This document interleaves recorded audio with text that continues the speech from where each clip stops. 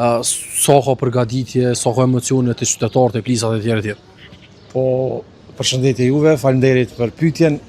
Unë gjithçka që jam me fol personalisht si dashamir i Prishtinës, edhe si një tifoz i zjarrt i Prishtinës, që kam përcjell Prishtinën sikur atëherë kur ka pas nevojë Prishtina që ka qenë duke mos luajtur në qytetin e tina, në Fadil Vukri, po në për qytetet e tjera që e din edhe ti.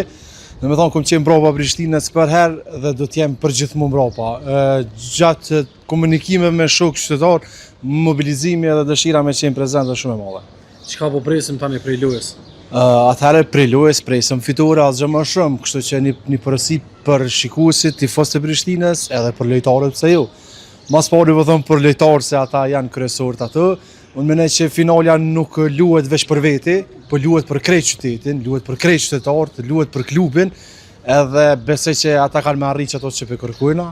Prej tifozëve është një mesazh që i them, nuk ka dallim kush je.